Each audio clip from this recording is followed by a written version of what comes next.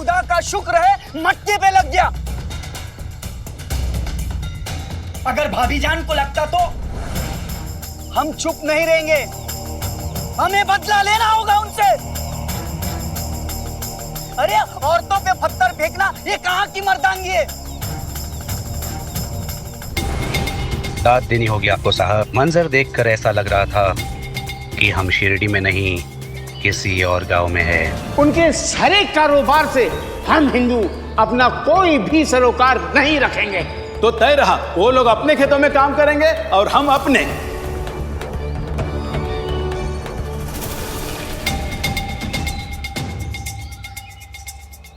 अभी तो सिर्फ चिंगारी भड़की है नंदलाल, तो तुम्हारा ये हाल है। जब शोले भड़केंगे तब कहां भागोगे? बहुत जल्द वो समय आएगा जब शिरडी का चप्पा चप्पा धू धू करके चलेगा।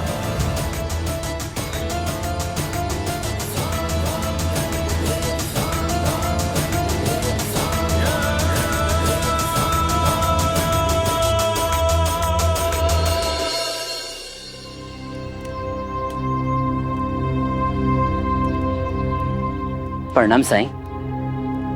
राम जी भला करें। साईं, मेरा बेटा हमेशा बीमार रहता है, आप उसे उदी देंगे तो वो स्वस्थ हो जाएगा।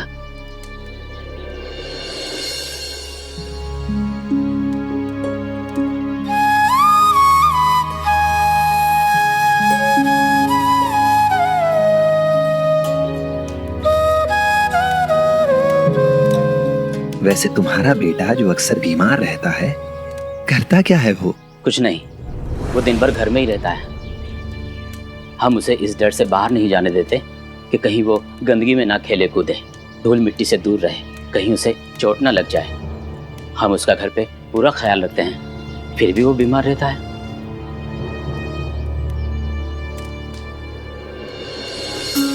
ये लो, अपने बच्चे को घर से बाहर निकलने दो, खेलने कूदने दो, उसे दौड़ने भागने दो। खेलने से बच्चों का सिर्फ शारीरिक ही नहीं, उनका मानसिक विकास भी होता है। और अगर खेलते समय थोड़ी बहुत चोट लग भी जाए तो वो भी उसे मजबूत ही बनाएगी। वो सब तो ठीक है साईं, लेकिन शिरडी में सभी जात पात के बच्चे, चाहे वो अमीर हो या गरीब, एक साथ खेलते हैं, कूदते हैं। और आपको तो पता ही होगा कि गरीब बच्चे ज़्यादा साफ सफाई नहीं रखते। बस इसीलिए हम अपने चारों ओर इस प्रकृति को देखो। ये पेड़ पौधे, ये पशु पक्षी, ये जीव जंतु, यहाँ तक कि हम इंसान भी इस प्रकृति से ही पोषित होते हैं। इस धरती, जल, वायु, रोशनी, सूर्य, इन्हीं की मदद से अपना भोजन बनाते हैं। और तुम अपने बेटे को घर के अंदर रखकर इस प्रकृति से दूर कर रहे हो।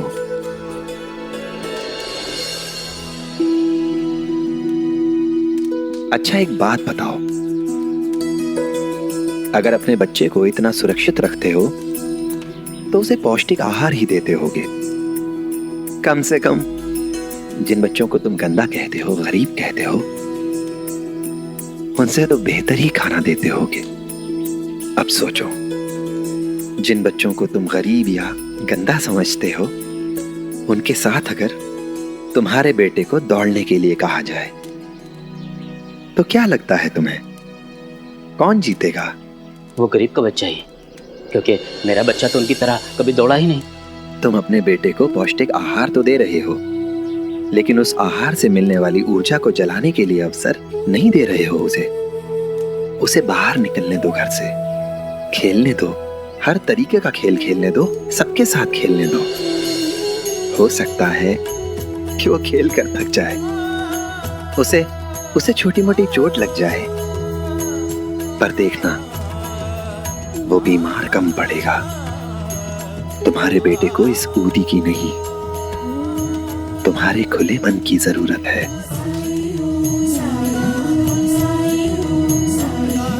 शुक्रिया साईं, मेरी आंखें खोलने के लिए और मेरी गलती को मुझे समझाने के लिए। अब से मैं अपने बच्चे को बाहर जाने से बिल्कुल नहीं रोकूंगा। मैं चलता हूँ। राम जी भला करें।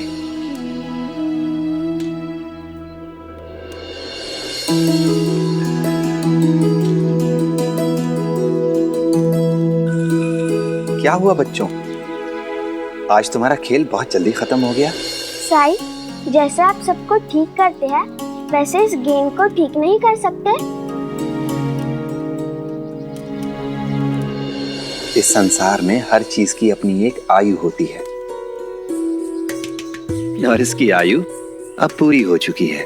साई, क्या गेंद की भी उम्र होती है? इस पृथ्वी पर जो भी वस्तु है उसकी अपनी एक आयु होती है। यहाँ आयु का अर्थ उसकी उपयोगिता से है। एक निश्चित समय के बाद, एक निश्चित अवधि के बाद हर वस्तु काम करना बंद कर देती है और उस स्थिति में उसका परित्याग कर देना ही बेहतर है। साईं, तब तो अब हम सब नहीं खेल पाएंगे क्योंकि हमारे पास तो गेंद ही नहीं है और प्रतियोगिता की वजह से हमारे पिताजी खेती में ही लगे रहते हैं। किसी के पास समय ही नहीं है हमारे लिए नई गेंद लाने का। मेरे होते मेरे बच्चे खेल ना पाए, ऐसा तो हो ही नहीं सकता। हम नई गेंद बनाएंगे। कैसे? अपने घर से या आस पड़ोस से जो भी फटे पुराने कपड़े मिले जो कि उपयोग में ना हो, उन्हें ले आओ। हम उनसे अपनी नई गेंद बनाएंगे। हाँ साई, हम अभी लेकर आते हैं, चलो।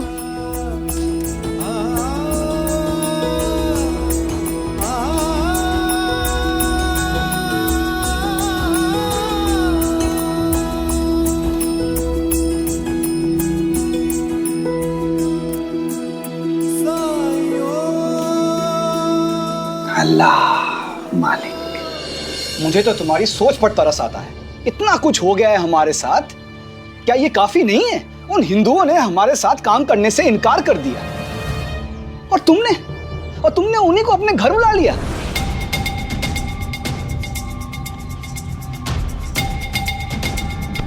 भाईजान, आप अपने झगड़े में हम औरतों को शामिल ना करें। आप किसानों का झगड़ा अपनी जगह है और मेरा काम अपनी जगह है। भामा और सुलभा यहाँ इसलिए आई थी क्योंकि वो दोनों कढ़ाई का काम करती हैं और अगर हम वहाँ नहीं गए तो कमाएंगे कैसे और खाएंगे क्या? अगर कंबल बेचना है तो मुसलमानों को बेचो, मुसलमानों के इलाके में बेचो, मुसलमानों के बीच में रह के बेचो, वरना अपना रोजगार बदलो। आइंदा तुम लोग हिंदुओं के इलाके में नहीं जाओगे तो नहीं जाओगे, बात खत्म। हिंदू इलाका, मुसलमान इलाका? भाईजान, आप शिरडी का बंटवारा क्यों कर रहे हैं? देखिए, सेठ गंगाराम जी ने मुझे बहुत बड़ा काम दिया है तो मुझे कंबल पहुंचाने उनके यहाँ जाना ही होगा। क्या तुम्हें ये बात महसूस नहीं होती कि वो तुम्हें वहां नहीं देखना चाहते हैं? अगर उन लोगों को हमसे परेशानी होती तो हमें इतना बड़ा काम नहीं देते। सलीम, क्या तुम्हारी बीवी तुम्हारे काबू में है? और अगर है तो जरा समझाओ इन्हें। हमने पहले ही उन लोगों की वजह से बहुत नुकसान झेला है। भाईजान, आप बिल्कुल ठीक कह रहे हैं। हमें पहले ही बहुत नुकसान हुआ है, लेकिन अगर गंगाराम जी के कंबल नहीं पहुंचाएंगे तो उससे भी बड़ा नुकसान हो जाएगा। बस एक आखिरी बात, उसके बाद रेहाना उधर कभी नहीं जाएगी। लेकिन क्यों? खामोश रहो रेहाना, भाईजान से बहस मत करो। एक बार कह दिया ना, बस समझ जाओ। अब तुम लोग ध्यान से देखो कि मैं ये गेंद कैसे बनाता हूं, ताकि बाद में तुम लोग खुद इसे बना सको। ठीक है?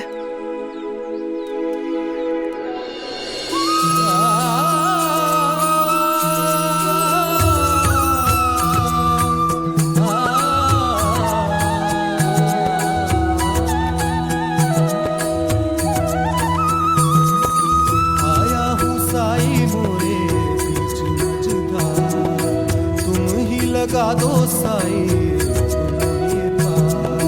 काम ले हाथ में साई,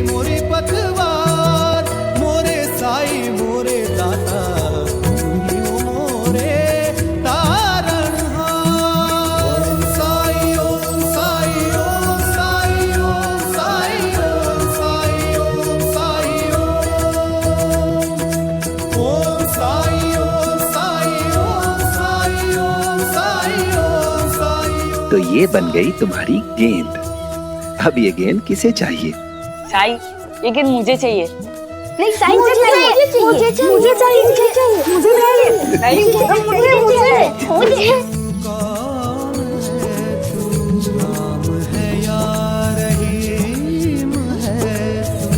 मेरे लिए तो एक है तू, एक भी तू, अनेक भी तू, एक भी तू, अनेक भी तू। ओम साई, ओम साई, ओम साई, ओम साई, ओम साई, ओम साई, ओम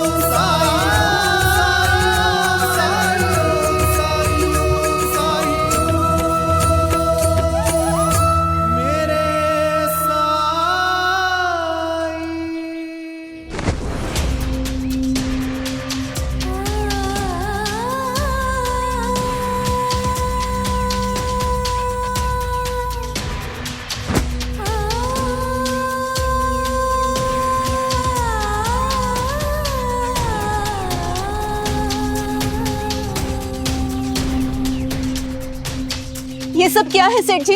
नहीं चाहिए तुम्हारे ये कंबल, और ये वो है जो तुमने पहले दिए थे। अच्छी तरह से खोल कर देख लो, इस्तेमाल तक नहीं किए हैं। इन्हें लेकर निकल जाओ और दोबारा अपनी शक्ल मत दिखाना। लेकिन क्यों सेठ जी? क्यों लेके चले जाओ इन्हें? सेठ जी, आप सौदा मत तोड़िए। कोई कमी रह गई है हमारे कारीगरी में तो बताइए। कोई गलती हो गई हमारे काम में? गलती? जाकर पूछो अपने जेठ से क्या गलती की उसने। क्या गलती थी हमारे हिंदू मजदूरों की जो उसने उन सब के सब मजदूरों को काम से निकाल दिया? अगर वो हम हिंदुओं के साथ काम धंधा नहीं करना चाहता तो हम उसके धर्म वालों के साथ में क्यों काम धंधा करें? लेकिन सेठ जी, आप ही ने तो कहा था हमें इतने सारे कंबल बनाने के लिए। अब आप इन्हें नहीं खरीदेंगे तो कौन खरीदेगा सेठ जी?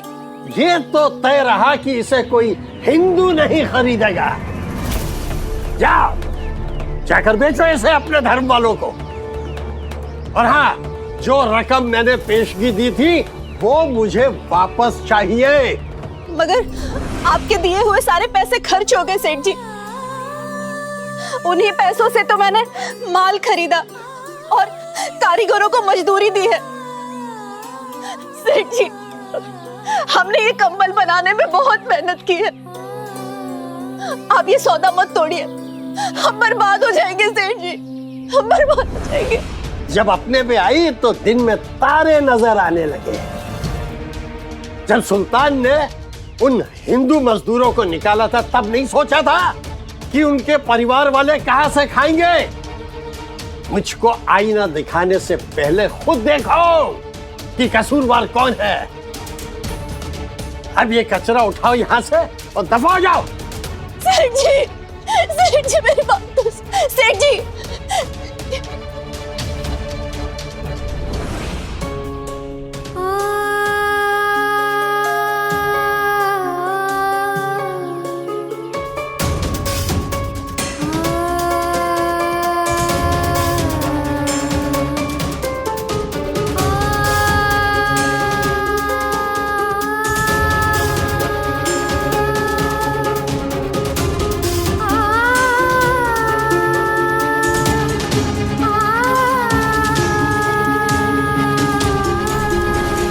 क्या तुम्हें ये बात महसूस नहीं होती कि वो तुम्हें वहां नहीं देखना चाहते हैं? अगर उन लोगों को हमसे परेशानी होती तो हमें इतना बड़ा काम नहीं देते। जरा समझाओ इन्हें। हमने पहले ही उन लोगों की वजह से बहुत नुकसान झेला है। भाईजान सही थे। जरा सी बात नहीं हुई कि आंखें दिखाने लगते हैं ये लोग, क्योंकि ये जानते हैं कि हम लोग आबादी में कम हैं, रोजगार के लिए इनकी कौम पर निर्भर करते हैं। भाईजान ने मना किया था, फिर भी मैं आई, और क्या मिला? बेकार ही इन लोगों का पक्ष ले रही थी मैं। गिरगिट की तरह रंग बदल लेते हैं ये लोग।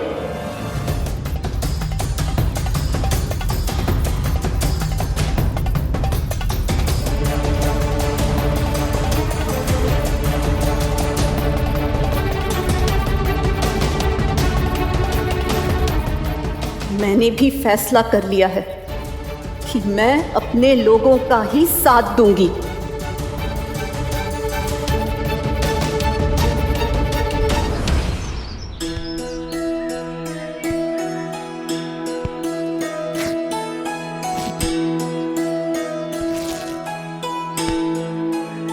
श्रद्धा, सबूरी, सब ठीक हो जाएगा।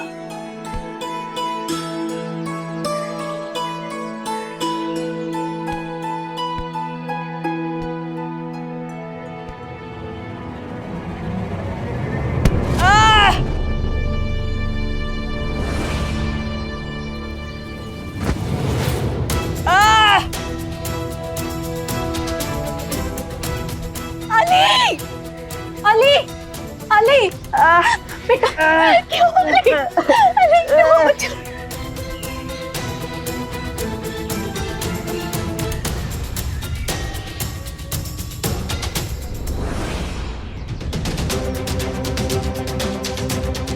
भीमा, क्यों मारा तूने इसे? ये हरि भाव के बेटे को रिहाना क्यों डांट रही है?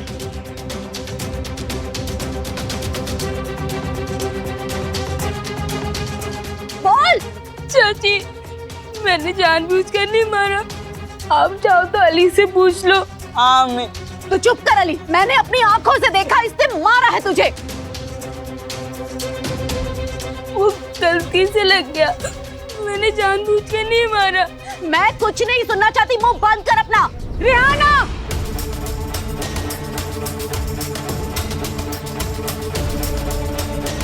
बस बहुत हुआ, क्यों डांट रही है मेरे बेटे को? हाँ तो सिखाओ ना अपने बेटे को कि दूसरे के बच्चे को न मारे। शांत, शांत हो जाओ रिहाना। कैसे शांत हो जाओ साईं?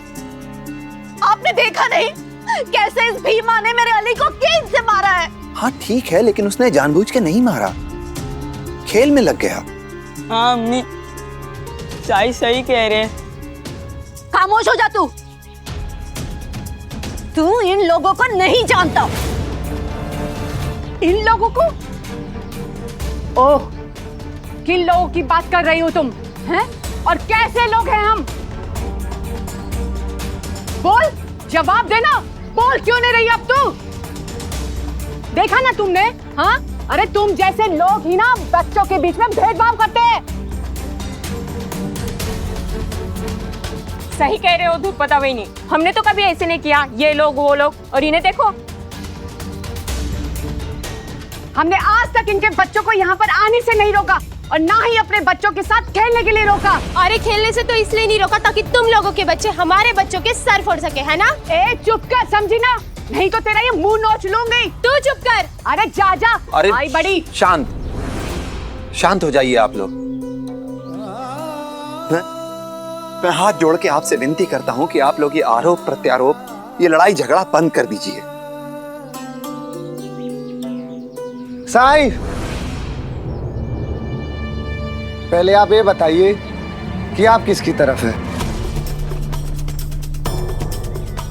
हिंदुओं के या मुसलमानों के? आखिर आपका धर्म क्या है?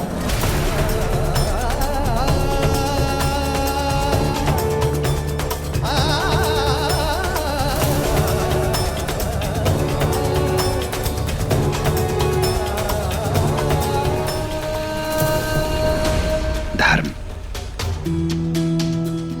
मेरा धर्म, मेरा धर्म है इंसानियत। और मैंने तो आप लोगों को कभी भी हिंदू या मुसलमान के रूप में नहीं देखा। मैंने आपको देखा अपने भाई अपनी बहन के रूप में, अपने परिवार के रूप में। और आप लोगों ने सिर्फ एक रात में एक दूसरे को धर्म से पहचानना सीख लिया। कैसे बताइए, कैसे? न मैं हिंदू की तरफ हूं, और ना मुसलमान की तरफ। मैं सिर्फ सही की तरफ हूं। और मैं ये बात जानता हूं कि जो भी इन बच्चों के दुख का कारण बने वो सही नहीं हो सकता। अम्मी साई सही कह रहे, अब झगड़ा खत्म कीजिए। मैं कह रहा हूं ना, मुझे चोट नहीं आई है। चाची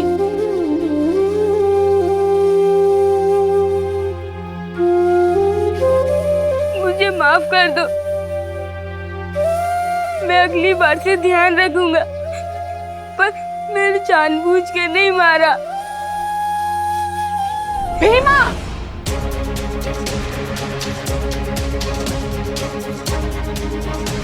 कोई जरूरत नहीं लोगों से माफी मांगने की। चल यहाँ से। देखा ना साईं, आपने आपकी बात का भी मान नहीं रखा इस ध्रुपदा ने। बच्चे को समझाना तो दूर, ऊपर से और उसे बिगाड़ रही है, ये बोल के कि गलती की माफी मत मांगो।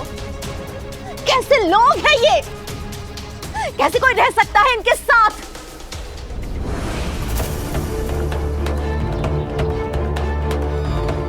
आग कहीं और लगी है और धुआं कहीं और से उठ रहा है। सलीम भाई, क्या हुआ? द्वारका में झगड़ा हुआ है। कुछ हिंदू लोग सलीम भाई के बीबी के साथ झगड़ा कर रहे हैं। जल्दी चलो। या खुदा, जल्दी चलो। क्या उन लोगों की इतनी हिम्मत कि मेरी ध्रुपदा के साथ लड़ाई करे? चलो।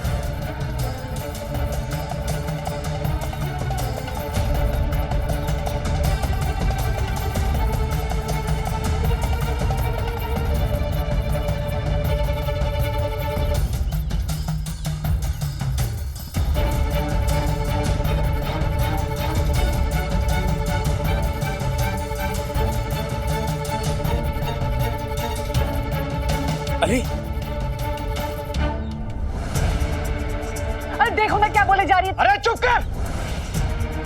अब समझ में आया तुम्हें रहना, कैसे लोगों के लिए तुम अपने दिल में हमदर्दी रख रही थी। अरे तुम नहीं जानती कितने बड़े एहसान फरामोश लोग हैं ये भीमा का बाप हरि भाव मेरे बैलों से जमीन की छाती फाड़कर फसल पैदा करता है, और उसी का बेटा गेंद से अली को चोट पहुंचाता है। एहसान फरामोश कहीं के। बस सुल्तान, बहुत बोल दिया तुमने। और एक बात समझ लो सुल्तान, तुमने बैल देकर मुझ पर कोई एहसान नहीं किया, समझे? तुम भी तो हमारे कुएं का पानी इस्तेमाल करते रहे हो, भूल गए? अरे अगर मैं एहसान फरामोश हूं ना, तो एहसान फरामोश तुम भी हो। देखा, ये मेरा एहसान ना मानकर मुझ पर ये जताने की कोशिश कर रहा है कि पानी देकर इन्होंने मुझ पर कितना बड़ा एहसान किया है। अरे जाजा, नहीं चाहिए मुझे तुम्हारे कुएं का पानी। तो यहाँ मुझे भी कहाँ चाहिए तुम्हारे बैल? सुल्तान, तुमने क्या मान लिया कि तुम मुझे बैल नहीं दोगे तो क्या मेरे खेती का काम रुक जाएगा? अरे इस गांव में आज भी अच्छे खासे लोग हैं, भले लोग हैं जो मुझे मदद करने के लिए तैयार हैं। वो गिरी है ना, उसने मुझे बैल दिए है। अब देखता हूँ सुल्तान, तू पानी के लिए क्या करता है। जाओ, जाके अपने लोगों से मदद मांग पानी की। अरे तुम जैसे लोगों के साथ तो रहना भी मंजूर नहीं है हमें, और आज के बाद तुम्हारे बच्चों के साथ हमारे बच्चे खेलेंगे भी नहीं।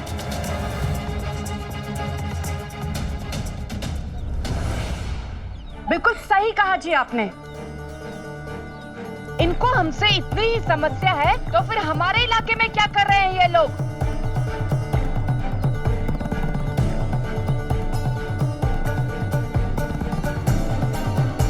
जाए ना अपने इलाके में, और क्यों भेजते हैं अली को हमारे बच्चे के साथ खेलने? आए बड़े, हमारे इलाके में बच्चे को खेलने भेजते हो और हम पर इल्जाम लगाते हो। बोल दो अपने बच्चे को आज के बाद अपने इलाके में जाकर अपने धर्म के बच्चों के साथ खेले। यहाँ आने की कोई जरूरत नहीं, समझे? ये क्या कर रहे हैं आप लोग? क्या सिखा रहे हो अपने बच्चों को? अरे सच तो ये है, तुम्हें अपने बच्चों से सीखना चाहिए।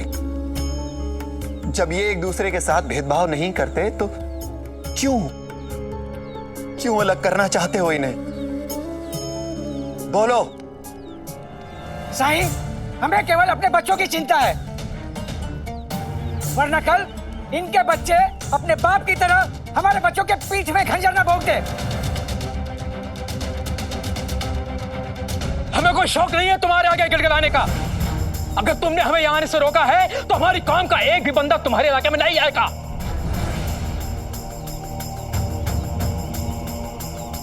और अगर तुम्हारे कौम का एक भी बंदा हमारे इलाके में गलती से भी आ गया ना तो उसकी टांगें तोड़ के रख देंगे हम।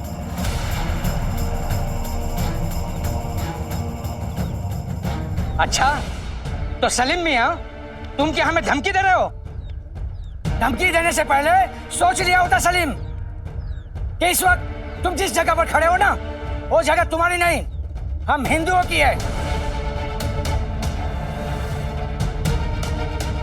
अगर अपनी खैरियत चाहते हो तो तुरंत यहां से दफा हो जाओ, वरना क्या? शांत हो जाओ। साई, हिंदुओं ने सारे मुसलमान भाइयों को अपने ऐसे काम से निकाल दिया।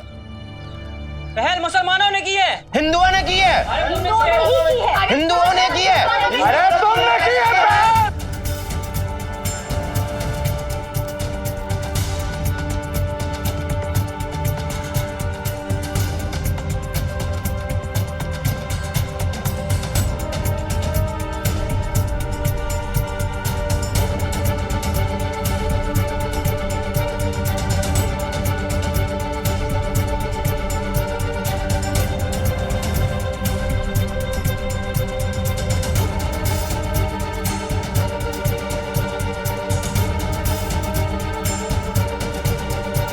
मैं कहता हूं शांत हो जाओ, शांत हो जाओ। कोई भी समस्या हो बातचीत से हल की जा सकती है। नहीं साईं, अब ये मुमकिन नहीं। अब कोई गुंजाइश नहीं रह गई। अब हम किसी की नहीं सुनेंगे।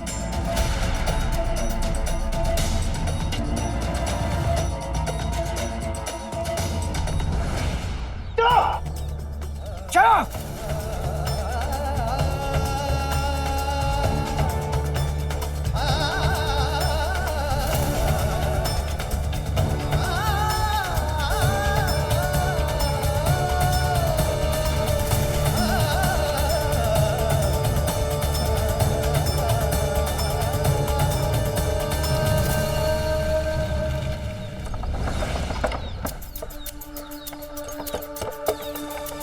अहो, मुझे कुछ अजीब सा महसूस हो रहा है। अब हम लोग अपने इलाके में इधर आने की गुस्ताखी भी मत करना। हमें तुम लोगों की शक्ल भी नहीं देखनी। अरे इन लोगों का क्या भरोसा, ये तो चोरी छुपे रातों को घरों में घुस आते हैं। कहीं रात को हमारे घर में घुस के कुछ कर बैठे तो हमें अपने इलाके को घेर लेना चाहिए ताकि कोई भी हमारे इलाके में दाखिल ना हो सके। भाइयों, हमें भी अपनी जगह को घेर लेनी चाहिए। चलो भाइयों, घेराबंदी की तैयारी शुरू करते हैं। हाँ, चलो।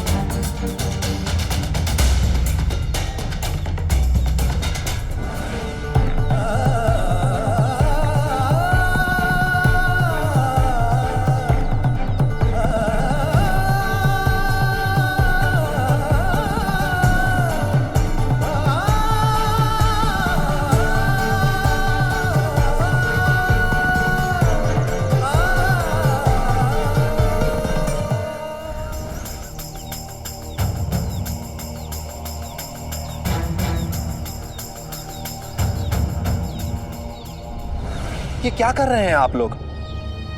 इतने वर्षों का संबंध कैसे तोड़ सकते हैं?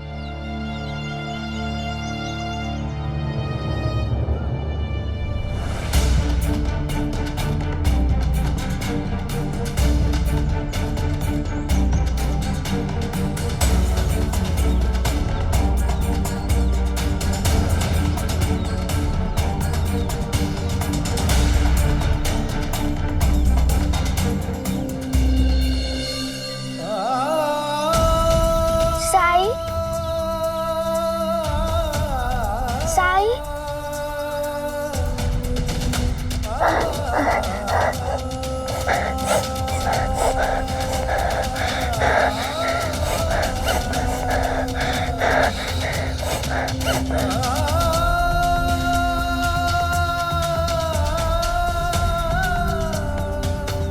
बधाई हो साहब, आग भी लग गई और हमने हाथ भी सेक लिए। नंदलाल, ये तो अभी शुरुआत है नंदलाल, आगे आगे देखो क्या होता है।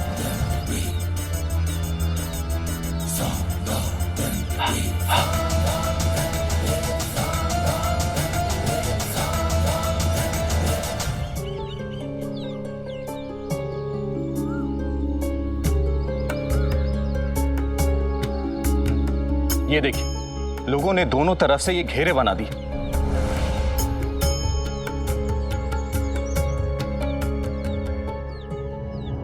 ये सब क्या है? ये नहीं होना चाहिए। हमें सब लोगों को एक जगह बुलाकर इकट्ठा करके दोनों पक्षों के साथ बात करनी चाहिए। जब लोगों ने साईं की नहीं सुनी तो हमारी क्या सुनेंगे? पहली बार मैंने साईं को इतना बेबस देखा। वो सबसे विनती कर रहे थे, मगर लोगों में इतनी नफरत, इतना गुस्सा है, ना वो किसी की बात सुन रहे हैं ना किसी की बात सुनना चाहते हैं। शिरडी की कोई भी समस्या ऐसी नहीं है जिसका समाधान साईं के पास ना हो सकता है कि साईं को थोड़ा समय चाहिए। चलिए, हमें साईं के पास जाना होगा। लोगों को लड़ता झगड़ता देखकर साईं बहुत दुखी और परेशान हो गए थे, इसलिए लेंडी बाग चले गए।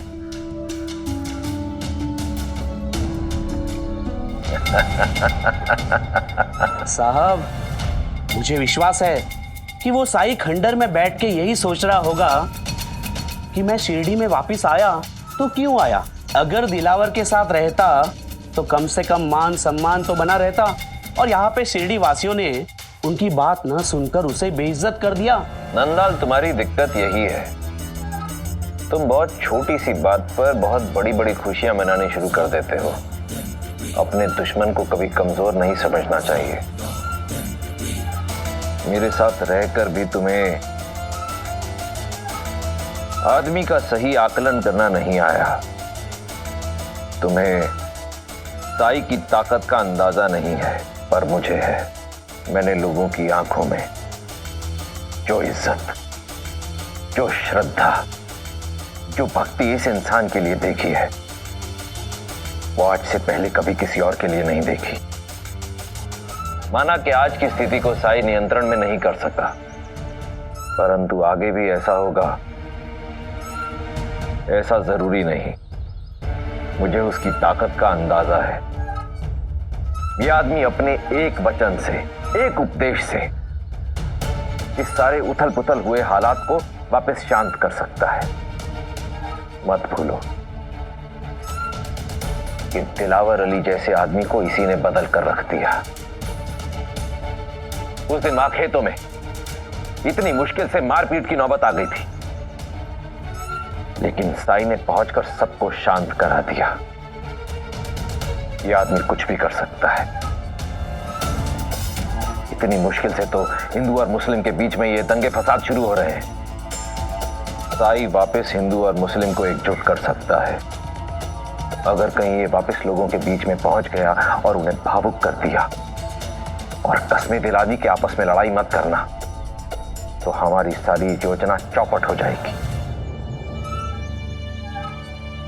और मैं अब इतना बड़ा जोखिम नहीं उठा सकता। तब तो साहब आपने आगे की योजना भी तैयार कर ली होगी।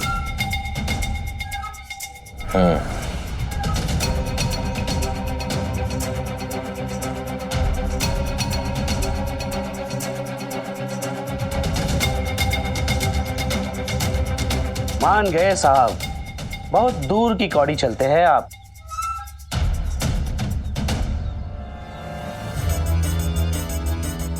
साई, तुमने शिरडी वासियों को एकजुट करके ही मेरी चाल को काटा था ना। अब मैंने उस एकता की जड़ पे ही वार किया है, काट डाला उसे। अब जिसकी जड़ ही नहीं, वो पौधा कैसे पनप सकता है?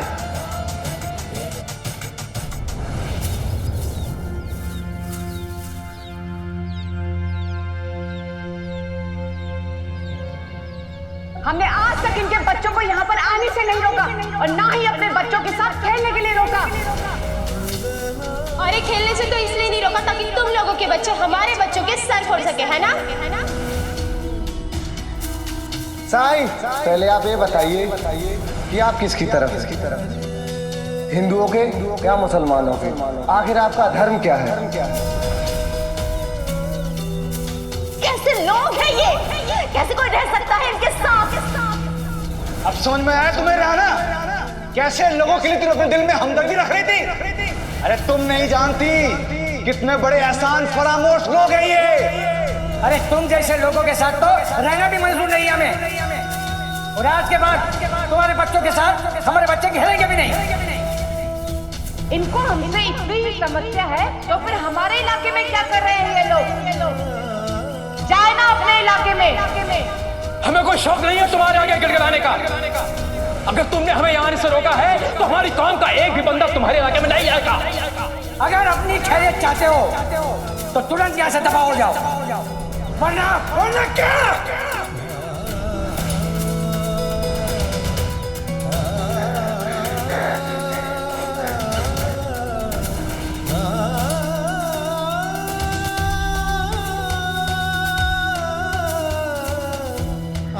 साईं,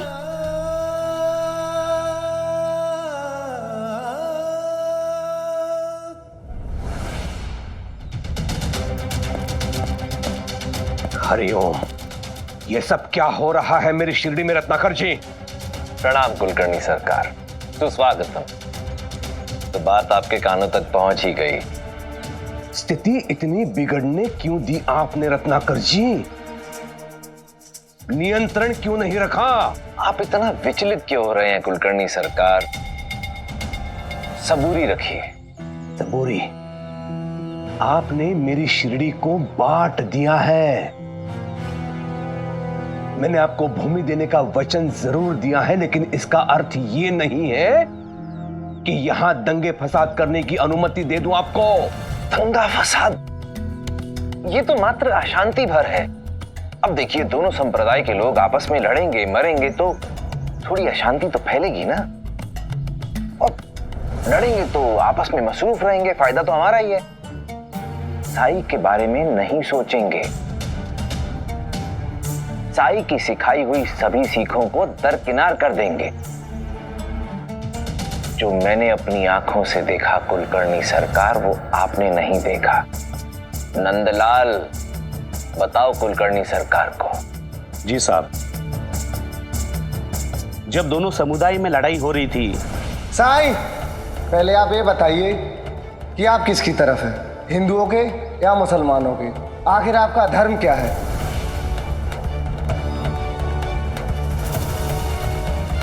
कोई भी समस्या हो बातचीत से हल की जा सकती है। नहीं साईं, अब ये मुमकिन नहीं। संभव? हाँ? केवल असंभव? संभव हम करेंगे ना, आप विराजिए तो सही। आइए विराजिए।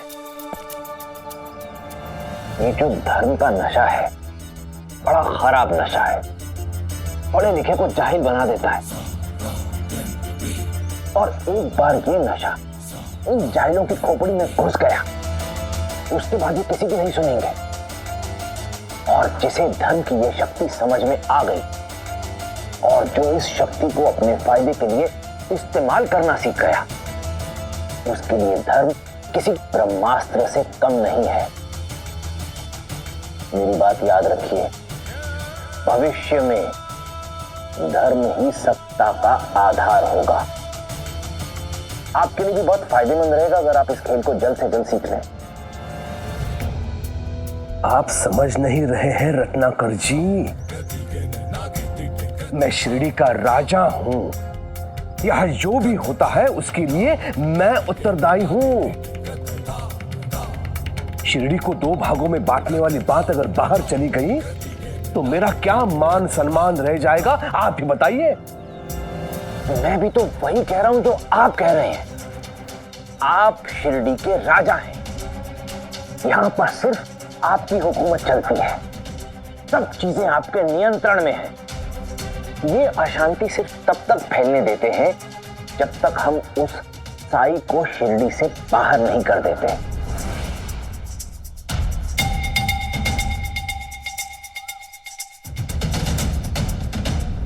साईं, ये क्या कर रहे हो?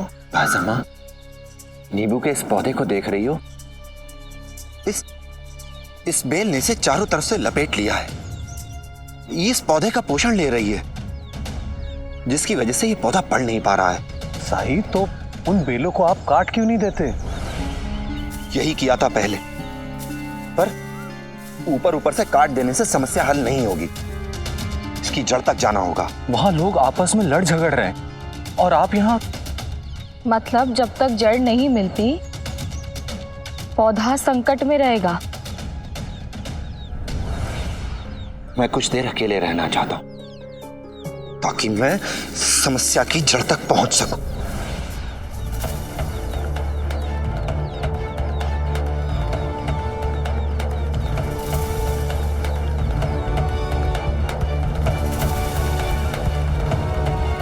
आप शिरडी के राजा हैं, यहां सब कुछ आपके नियंत्रण में है। ये अशांति सिर्फ तब तक फैलने देते हैं जब तक हम उस साई को शिरडी से बाहर नहीं कर देते। एक बार वो पाखंडी शिरडी से बाहर हुआ, उसके बाद आप शिरडी के राजा लोगों के बीच में जाकर उनके सारे मनमुटाव दूर कर दीजिएगा। उसके बाद क्या होगा? आप शिरडी के राजा के साथ साथ शिरडी के महानायक बन जाएंगे। चारों तरफ एक ही चर्चा होगी, जो काम वो साई नहीं कर सका वो कुलकर्णी सरकार ने कर दिखाया। कुलकर्णी सरकार, जरा ठंडे दिमाग से सोचिए, हमने शिरडी में कितना समय, कितना धन निवेश किया है, और अब जब सूद समेत सब वसूलने का समय आ गया है तो आप घबरा रहे हैं। ये वक्त तो जीवट से काम लेने का है। और फिर आप चिंता क्यों करते? मैं हूं ना, मैं गवर्नर साहब के पास जाकर अपनी तारीफों के पुल बांध दूंगा। मैं उन्हें बताऊंगा कि स्थिति को नियंत्रण में लाने में आपकी क्या भूमिका रही। मुझे पूरा यकीन है कि खुश होकर गवर्नर साहब आपको 1, 2 क्या 3, 4 गांव और दे देंगे।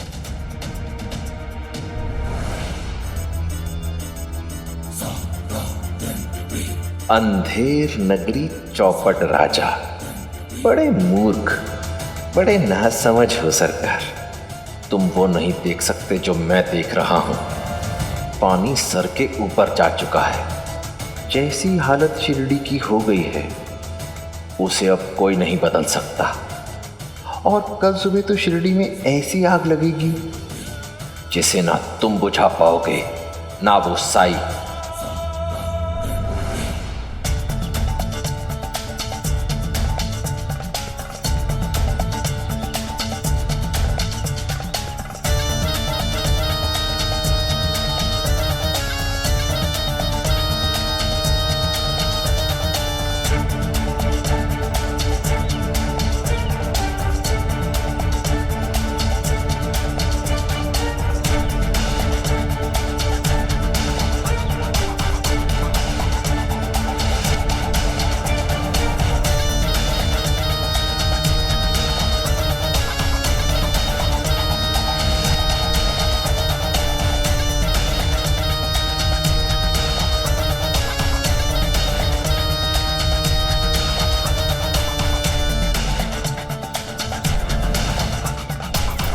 वो देख रहे हो, वहां से शुरू होती है शिरडी।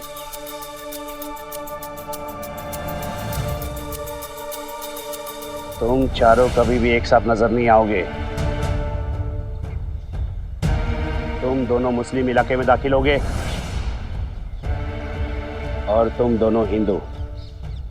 और ध्यान रहे, किसी को जरा भी शक नहीं होना चाहिए। शिरडी में हमेशा चौकन्ने रहना। काम जितना जल्दी पूरा करोगे उतनी ही जल्दी तुम्हें पैसे भी मिल जाएंगे। आप चिंता मत कीजिए, काम आपकी उम्मीद से पहले ही हो जाएगा। जानता हो, तभी तो तुम लोगों को यहाँ लाया हो। अब जाओ, काम पे लग जाओ।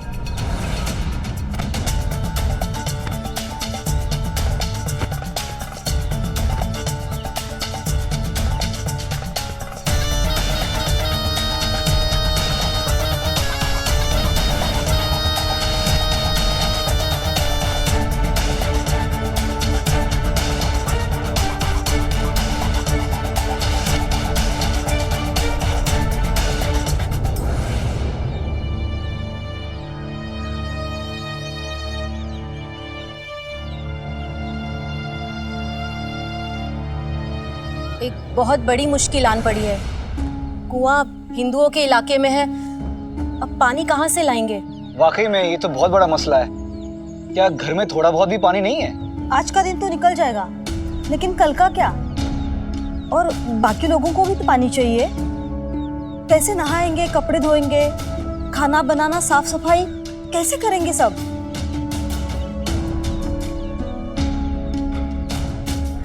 सारी सब्जियां खत्म हो रही हैं, सारा सामान भी खत्म हो रहा है। समझ में नहीं आता क्या करें। और ये बाजार भी तो मुसलमानों के इलाके में है। तुम सब्जी बेचते हो ना, तो ये सब्जी की परेशानी फिर? हाँ, लेकिन मेरा ठेला मंडी में है और घेराबंदी की वजह से हम ला भी नहीं सकते। वही नहीं, मेरे पास तो आज के लिए सब्जी नहीं है। तुम चिंता मत करो, आज हमारे घर से तुम्हें सब्जी मिल जाएगी, ठीक है? आज तो किसी ना किसी तरह सबका काम चल जाएगा, लेकिन कल का क्या?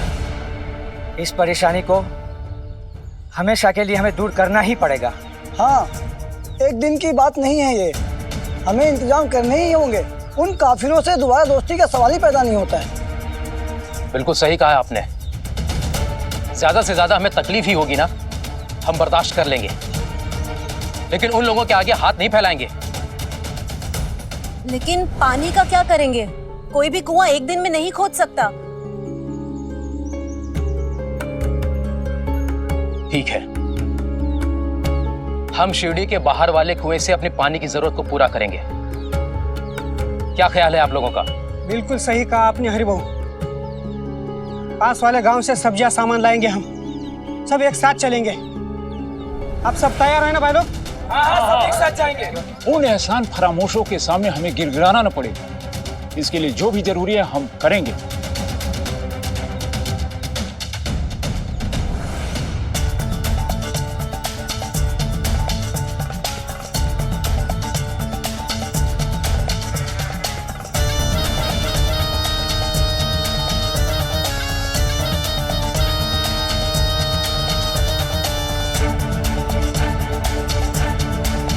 लगता है यही है साई। नंदलाल ने जैसा हुलिया बताया था बिल्कुल वैसा ही है। और नंदलाल ने इसी से सावधान रहने के लिए कहा था हमें।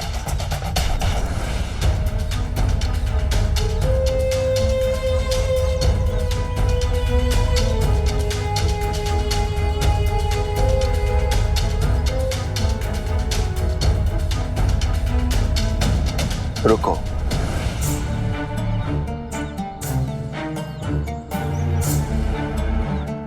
कौन है आप लोग? आज से पहले तो कभी नहीं देखा आपको शिरडी में। अरे साई, आपने हमें पहचाना नहीं? हम लोग इसी गांव के रहने वाले हैं। हाँ, ये बात और है कि हम आपकी द्वारका में कभी नहीं आए। नहीं आए तो कोई बात नहीं, लेकिन अब अगर आ गए हो तो मेरी एक बात का हमेशा ध्यान रखना। शिरडी में अच्छी नीयत से रहोगे तो खुश रहोगे, क्योंकि शिरडी में गलत काम और गलत लोगों के लिए कोई जगह नहीं है।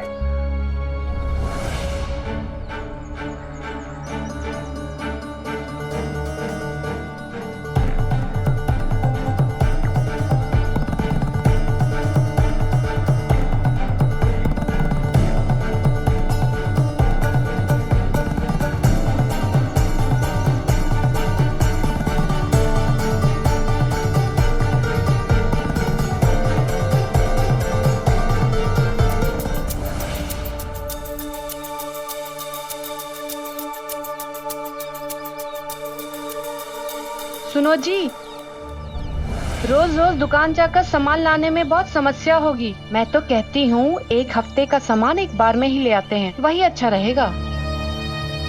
मुझे भी लगता है, तो चलो साथ में चलते हैं। आइए।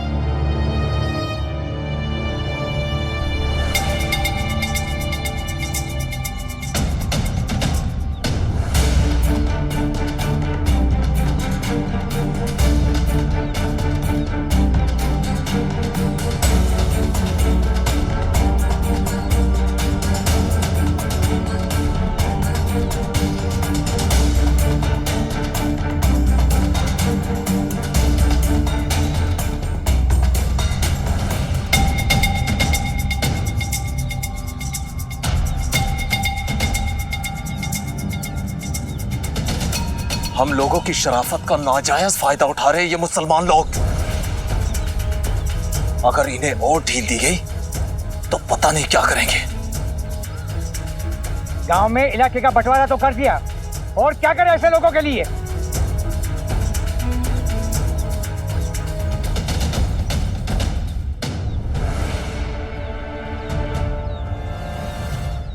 इन लोगों की वजह से हम सबको परेशानी उठानी पड़ रही है। मैं तो कहता हूं कि इन्हें चैन से नहीं रहने देना चाहिए। इनके लिए ना मुश्किलें पैदा करनी चाहिए। मैं दिखाता हूं कैसे।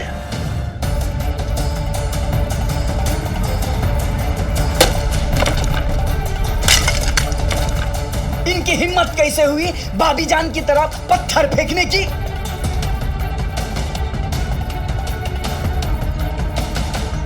हाय अल्लाह, मेरा मटका फोड़ दिया। बदतमीजी के हद हो गई अब तो।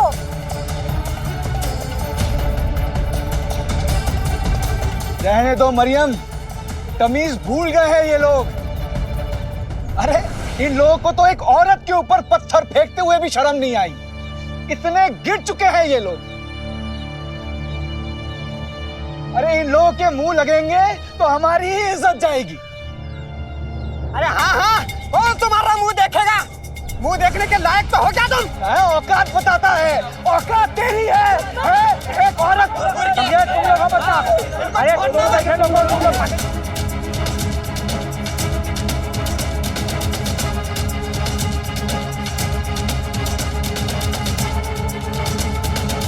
तो शर्म करो, कुछ तो शर्म करो। अरे क्या कुछ शर्म? अरे भाई लोगों, चल निकल यहाँ से।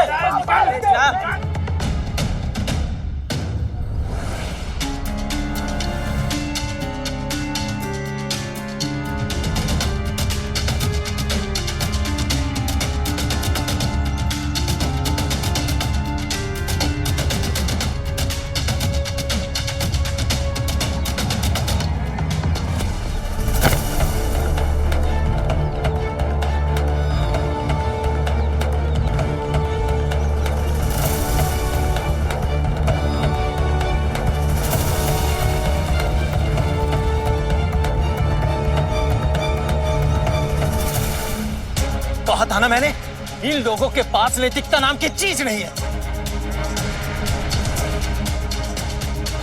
ईमान नहीं है इनके पास।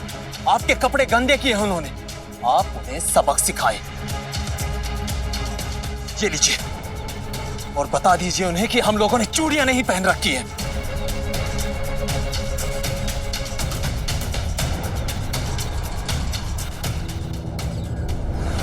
नहीं, साईं कहते हैं हिंसा किसी भी समस्या का समाधान नहीं हो सकती।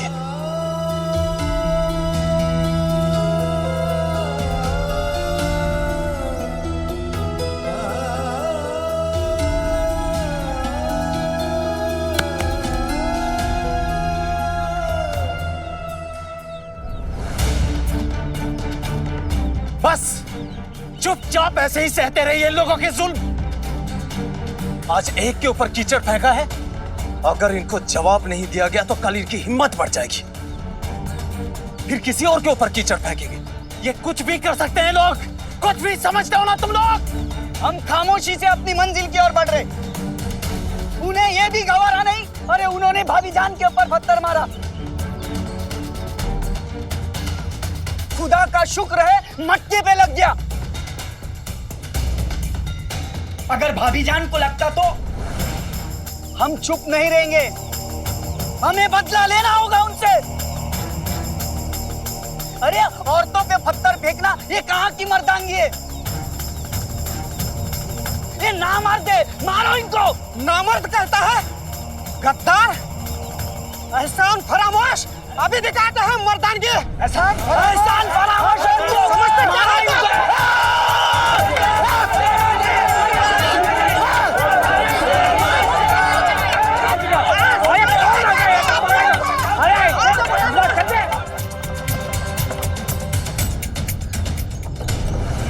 शास्त्री जी, वैसे कितने दिनों तक रुकने वाले हैं हम इस गांव में? एक दिन भी नहीं।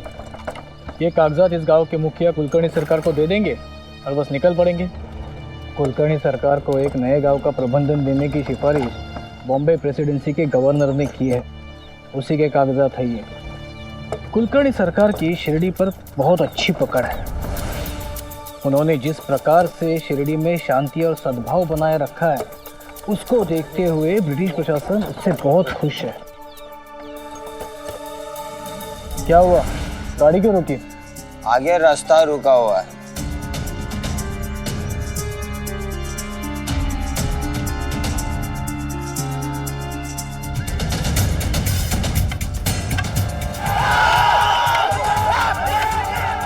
शास्त्री जी, ये तो पूरा गांव ही झगड़ रहा है। चलो देख के आते हैं।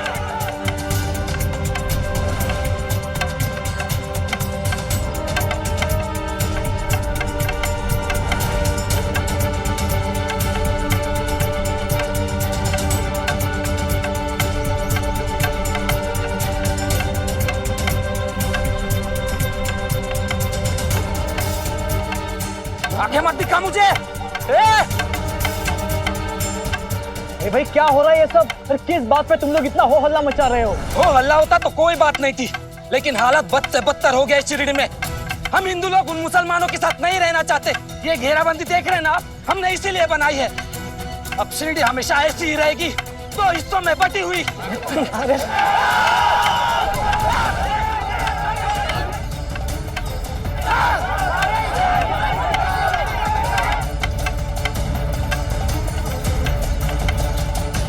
शास्त्री जी, हम यहाँ से चलना चाहिए। चलो चलो जल्दी।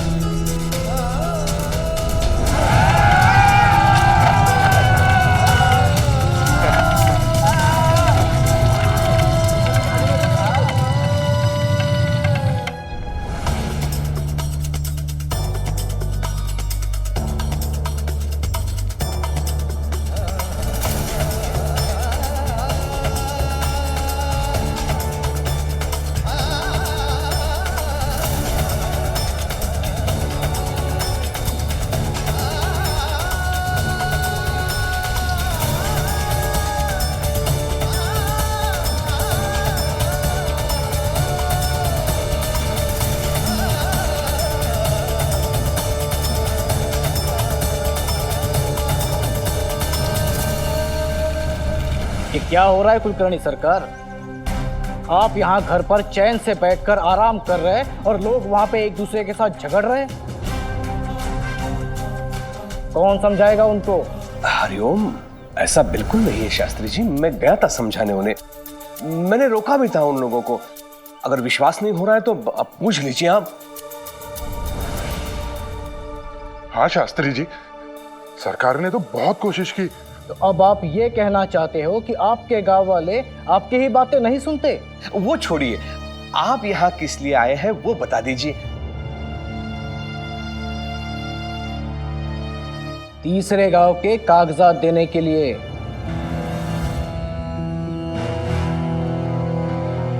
ये दस्तावेज पर सरकारी मोहर लग चुकी है। हरिओम हरिओम, ये तो बड़ी प्रसन्नता वाली बात है। मैं आपका बहुत बहुत आभारी हूं। अधिक प्रसन्न होने की कोई आवश्यकता नहीं है कुलकर्णी जी। यहां की स्थिति देखने के बाद मुझे तो ऐसे लगता है कि आपसे शिरडी ही नहीं संभल रही है। जी? जो आंखों के सामने हो उसे संभालना सीखो कुलकर्णी सरकार।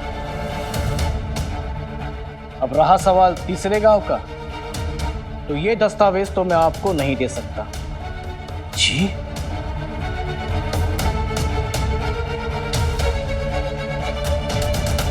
प्रशासन के प्रति मेरी भी कुछ जिम्मेदारियां हैं। हमें आपके तरह अपने कर्तव्य से मुंह नहीं मोड़ सकता। अब शिरडी की इस परिस्थिति के बारे में मुझे ब्रिटिश अधिकारियों को सूचित करना होगा।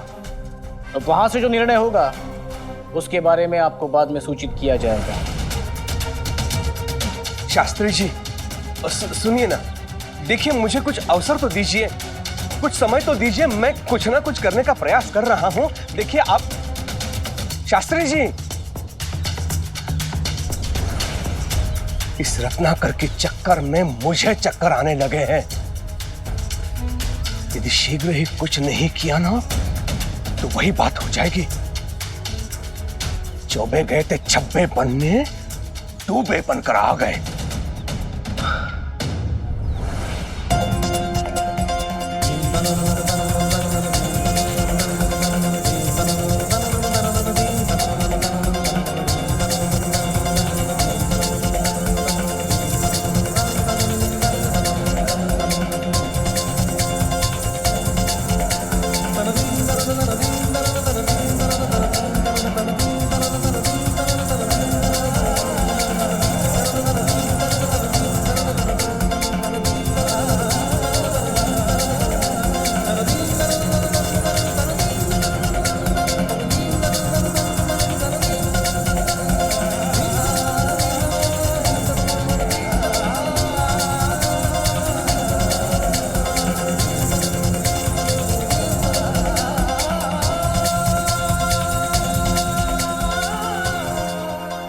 ऐसे और भी मज़ेदार वीडियो के लिए हमारे चैनल को लाइक, शेयर और सब्सक्राइब करें।